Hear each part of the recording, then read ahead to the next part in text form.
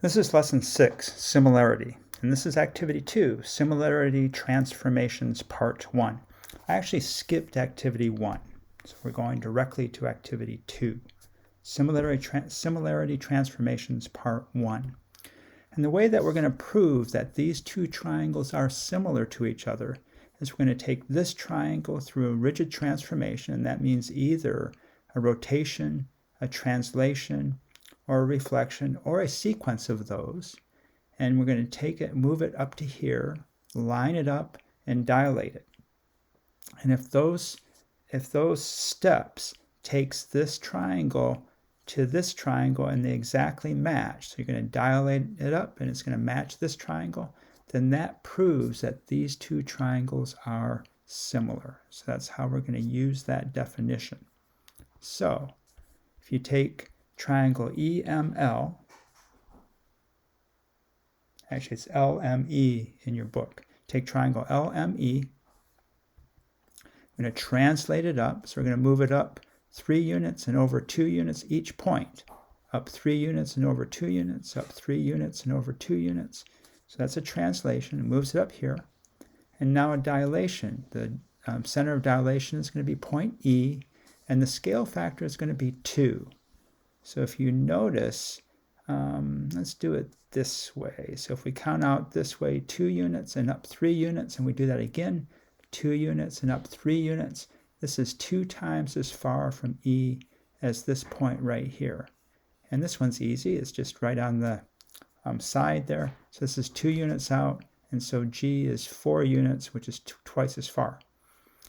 And so if we then dilate this out, scale factor of 2, center of dilation, 2 times in each direction, 2 times in this direction, 2 times in this direction. It's going to take triangle LME to triangle EGH, and it exactly matches. So that proves that triangle LME, the first triangle, is similar to triangle EGH. They are both similar. Now notice that the angles are congruent. The angles stay the same, and in a dilation, remember, the sides remain parallel. They get dilated out and they are parallel to each other. So this one is parallel to this one, and these two are right on top of each other, so they are obviously parallel. All right, proof that triangle LME is similar to triangle EGH. And the second activity is the same idea. Now we have a polygon, A, B, C, D, E, F, and a second polygon, H, G, L, K, J, and I.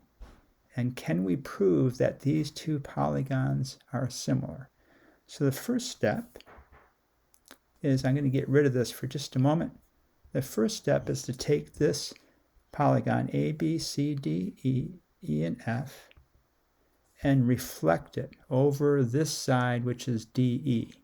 And reflect it to the other side. So remember, a reflection is going to move each point perpendicular to the line of reflection and an equal distance on the other side. So this point is going to go here and then an equal distance. This point is going to go here perpendicular to the line of reflection and then an equal distance. And each of these are going to go through that same move. It's going to take each point to its corresponding point, and then you just connect them. So here are all the corresponding points. A little bit hard to see, but you have to connect them this way, down here, and you end up with this reflected image. Okay, once you've reflected it, so that's a rigid transformation, so nothing else has changed. Actually, the side lengths haven't changed.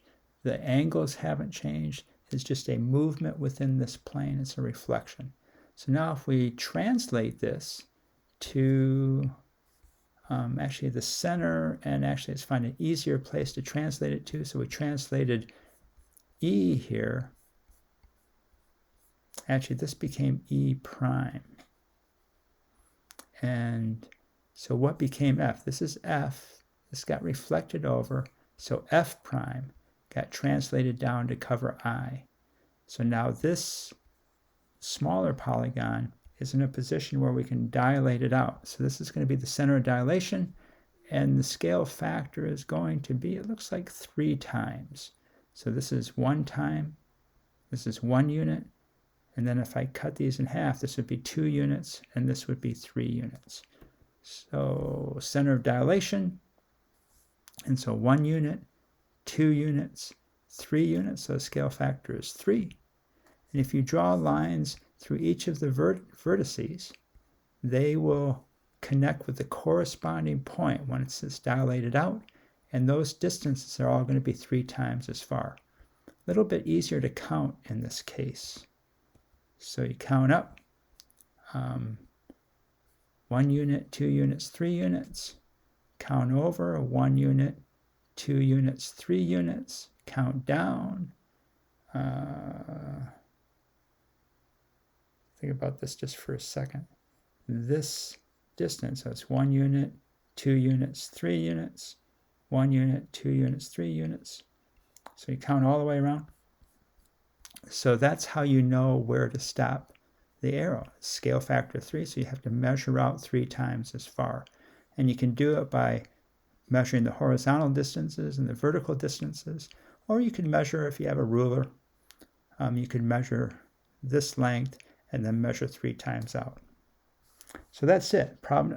Well, first of all, or lastly, remember that if I can move this image through a rigid transformation and then dilate it, that's the definition of, and it matches this image, that's the definition of this image being similar, or this figure being similar to the larger figure here. You can move it through a rigid transformation and then dilate it. In this case, remember, we had to do a sequence of transformations. We reflected it first, and then we translated it down to this corner, and then we dilated it to match this image exactly, proving that the 2 images are similar.